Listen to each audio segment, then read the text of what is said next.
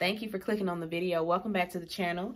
This is another review for Love Marriage Huntsville, Season 2, Episode 19, Blaque in Business. Melody and the kids, they are having a photo shoot, and I think she posted these photos not too long ago, and they're beautiful. She's having a photo shoot with a family photo shoot minus Martel. And Destiny stops by the shoot with her baby, and, you know, they talk about Martel and her run-in over there at Chris and Nell's house and how that went. Melody says that she's empathetic to Martel in the fact that, you know, he lost his family. You know, this is it for him. Like, this, his dream is being, you know, torn down. It's his own fault. But she's still empathetic to the fact that, you know, this is a loss for him as well. But, you know, it is what it is. He gonna be just fine. He gonna be all right. You just get on your knees and pray to God and go get you some therapy. Martel goes to see his therapist, and he been dodging his therapist a little bit. The therapist is like, I know I've been calling you. I know I left you some messages and you ain't get back to me, but okay. He understands, you know, and, you know, he has to open up if he wants to heal. So that's why he's back. Dr. Francis asked him, you know, what was it that you wanted in your marriage that you weren't getting? And of course, he has a list. He wasn't shown affection on a regular. He said there was a time at a certain point, Melody stopped complimenting him. You know, he would ask her, babe, well, you know, what you think? And she dust.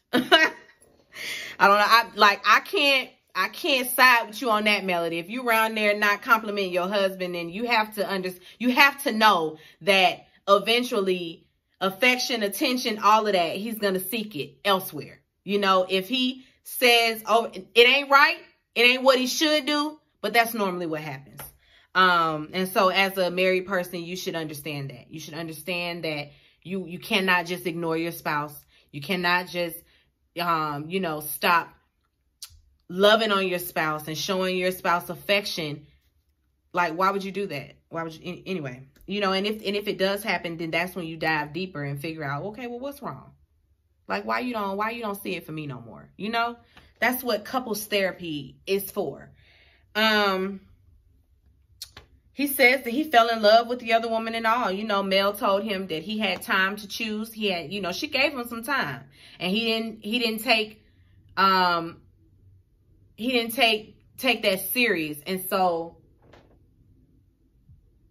sorry. He didn't take that serious. And, you know, he lost her.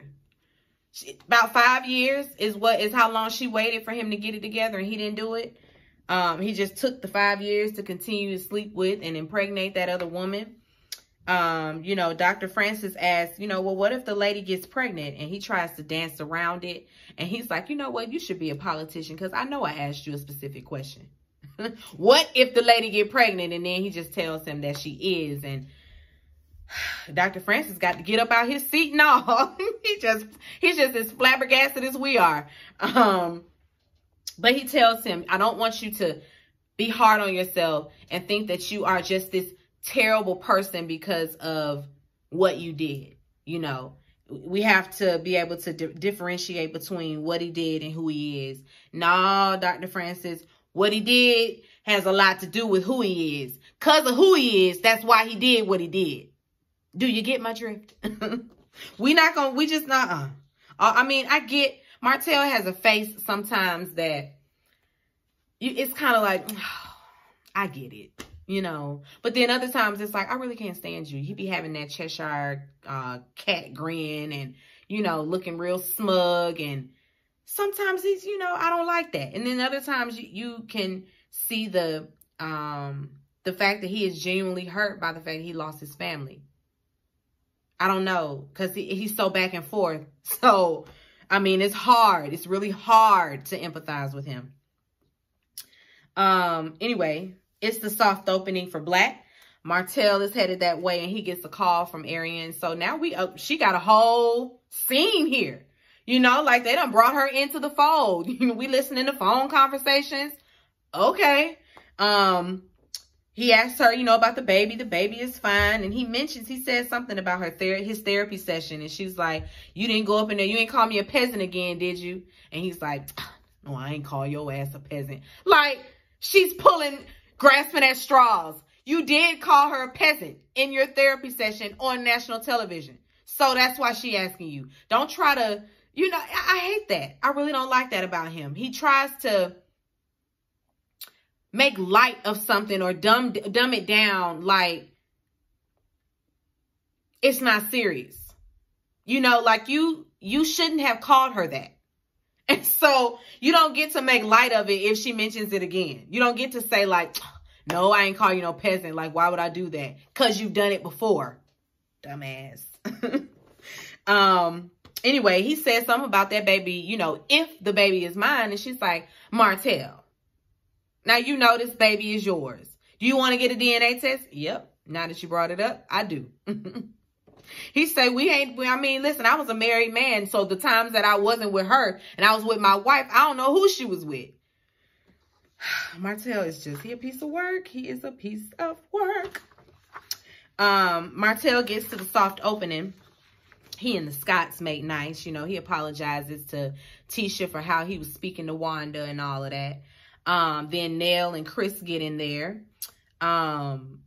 Nell, she holds Martel's feet to the fire for the stuff he was saying around there at that house. And, you know, the things that he said that triggered Melody, you know, to physically pick up something and throw it. So, yeah, Nell ain't gonna let it slide. And Tisha tries to chime in.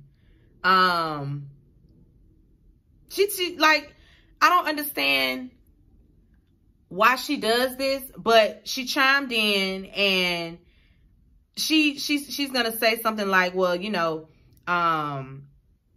Martel, don't worry about it. She was just speaking your truth. And if she didn't like it, then that's fine. But you were speaking your truth. Girl, if you don't shut the hell up, go to hell, respectfully. Because this is another moment where you could have just kept your mouth closed and not used the opportunity to be shady towards that lady. But you did it anyway. You did it anyway. Why? You sit like, you don't care about Martel. Martel ain't your friend. So why you jumping in caping for him? You weren't there. You don't know what the context is. Like you weren't there. So how you gonna step in and say, don't worry about it, Martel. You was just speaking your truth. Girl, shut up before Melody gets upset again and then ices you out once again. Don't lose your spot on this show. You know she in charge. You know she in charge of the girls. Don't lose your spot on this show. Tisha. Destiny gets there. Still no LeBaric. I guess LeBaric had the baby that night. I don't know, but we ain't seen LeBaric yet. Kimmy and Maurice, they're headed there. And, you know, Kimmy brings up that it's Jalen's first day on the job. And, you know, this is his first day as general manager. And so we pray that he does well. Melody comes and she brings Marcus as her +1.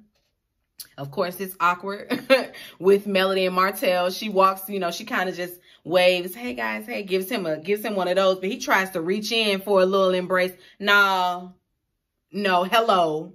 How you doing? How are you? That's it. That's all you get. Jalen, he's on the job and, you know, he already has to step in and serve because he said he need to hire some servers, but he got it. He got it under control. Tisha ends up pulling Melody to the side and Tisha apologizes to Melody. You know, you were being vulnerable and I was shady. You know, what I said was wrong. I should have never done that to you. And so for that, I apologize. Melody says, you know, she's heard it all before. So she don't know what to take of it, but she's just going to take it for what it is.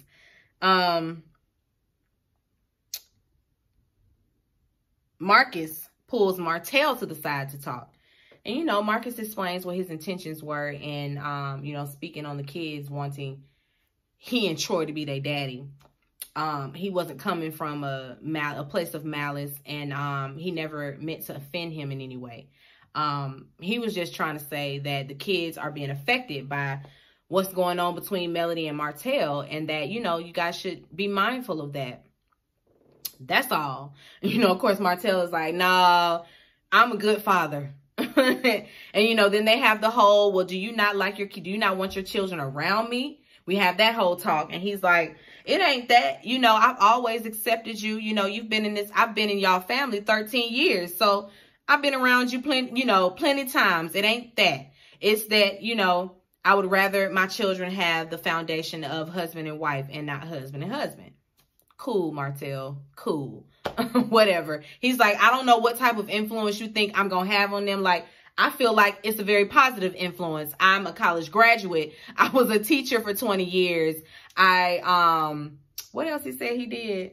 He done had jobs, you know. Oh, and he was a pastor. I'm like, pastor? The pastor got a husband? Okay. Whatever. He say he ain't the bad influence. So don't worry about your kids being around him.